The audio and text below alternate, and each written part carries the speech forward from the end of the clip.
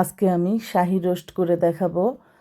তাই প্রথমে আমি লবণ দিয়ে দিচ্ছি সমস্ত মাংসগুলোর মধ্যে। প্রায় 3-4 টেবিল চামচের মতো আমি লবণ দিয়ে মাখিয়ে আধা ঘন্টার জন্য রেস্টে রেখে দিয়েছিলাম। তারপরে আমি ভালো করে মাংসগুলো ভেজে নিচ্ছি। মাংসগুলো ভাজা হয়ে গেলে আমি এখন তেল গরম করে নিচ্ছি। নিয়ে আমি এখানে একটু ঘিও দিয়ে দিচ্ছি তেলের সঙ্গে মিক্সড করে। তারপরে পেঁয়াজ কুচি দিয়ে দিচ্ছি। পেঁয়াজ কুচি দিয়ে আমি অর্ধেক বেরেস্তা করে উঠিয়ে রাখবো।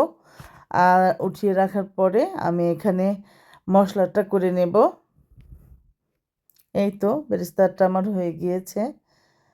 এখন আমি এই যে সেই মশলাটা আমি এখানে পেঁয়াজ আর কাঁচামরিচ ভালো করে আমি ব্লেন্ডারে ব্লেন্ড করে রেখেছিলাম। তারপরে মিশিয়ে দিচ্ছি আদা রসুন পেস্ট। মিশিয়ে দিয়ে এখানে আমি দিয়ে দিচ্ছি টক দই।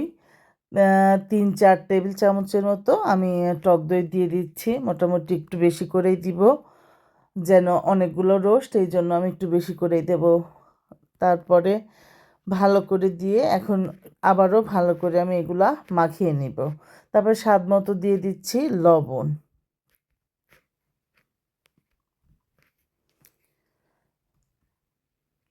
ধনিয়ার গুঁড়া দিয়ে দিচ্ছি,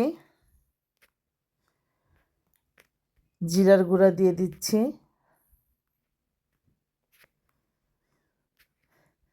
তারপরে মরিচের গুঁড়া দিয়ে দিচ্ছি। এখানে আমি কাঁচা মরিচ নিয়েছি জন্য মরিচের গুঁড়াটা সবাই সাবধান মতো দিয়ে দিবেন।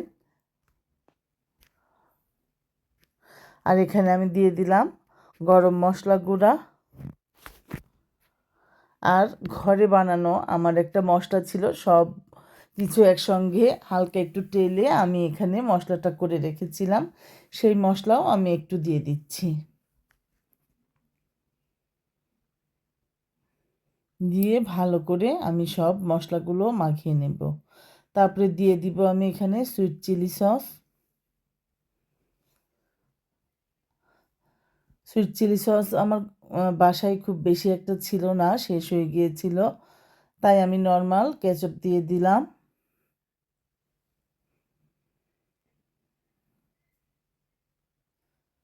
এই তো পেঁয়াজগুলো আমার মোটামুটি ভালোই হয়ে গিয়েছে, বাদামি।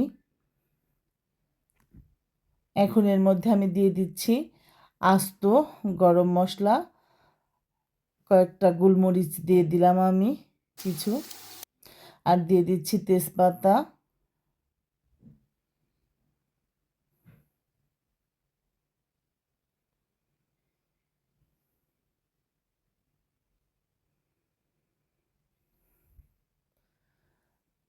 আমি চলাও দিয়ে দিয়েছি।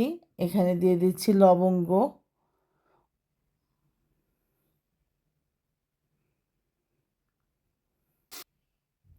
এখন ওই যে করে রেখেছিলাম পেস্ট, সেটা আমি দিয়ে দিলাম।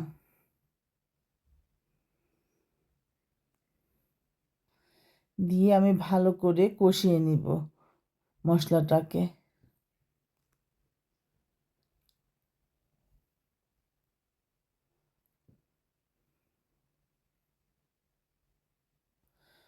মশলাটা ভালো করে কষানো হয়ে গেলে আমি সামান্য একটু পানি দিয়ে আবারও মশলাটাকে ভালো করে কষিয়ে নিচ্ছি।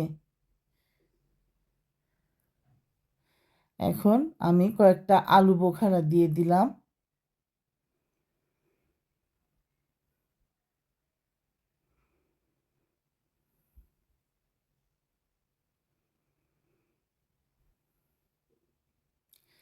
আলু বোখারাগুলো দিয়ে আমি আবার একটু কষিয়ে নিয়ে তারপরে এখন সেই যে ভেজে রাখা মাংসগুলো, ভেজে রাখা মুরগিগুলো আমি এখন দিয়ে দিব। দিয়ে ভালো করে কষিয়ে নিব আবারও।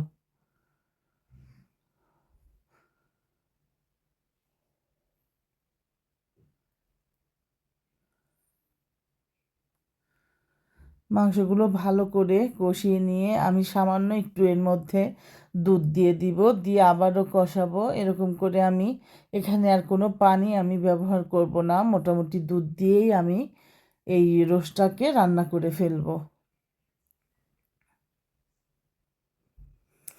তারপরে সব শেষে যেটা আছে সেটা হচ্ছে সেটাতেই আসলে রোস্টটার স্বাদটা বাড়িয়ে দিবে। এই যে আবারও একটু দুধ দিয়ে দিলাম আমি, দিয়ে আবারও একটু যেন হালকা তাপে রেখে আমি যেন সিদ্ধ হয়ে যায়, এই জন্য আমি তাপটা হালকা করে রাখবো।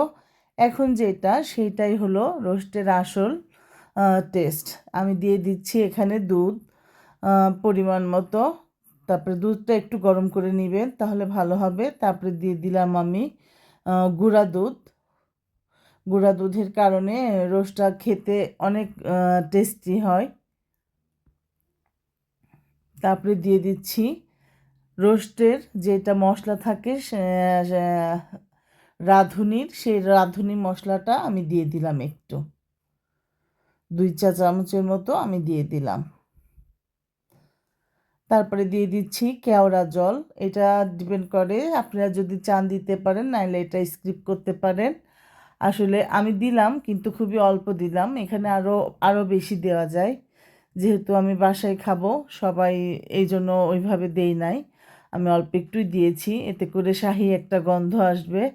আর বেরেস্তা করে রেখেছিলাম সেই বেরেস্তাগুলো দিয়ে দিলাম, আর দিয়ে দিলাম চিনি, দিয়ে ভালো করে মাখিয়ে। আসলে এই মশলাটা তেমন কিছুই না, কিন্তু মশলাটা দেওয়ার জন্য যে এত সুন্দর রোস্টার গন্ধটাই একটা অন্যরকম হয়ে যাবে। এভাবে রোস্ট বানিয়ে খেয়ে দেখবেন, আমি আশা করছি সবার খুবই পছন্দ হবে। এই তো, এখন আমার সব কিছু দেওয়া হয়ে গেছে। আমি এখন রোস্টের মধ্যে এই যে সব কিছু দিয়ে দিব।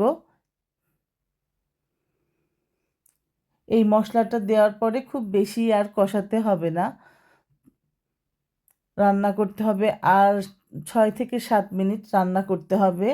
সব শেষে দিয়ে দিতে হবে লেবুর রস,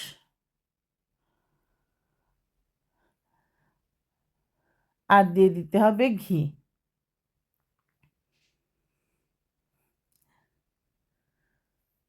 এই তো, আমার রোস্টটা এখন মোটামুটি কমপ্লিট হয়ে গিয়েছে। আশা করছি আপনাদের সবার ভালো লাগবে। সবাই পাশে থাকবেন, আমার জন্য দোয়া করবেন। আল্লাহ হাফেজ।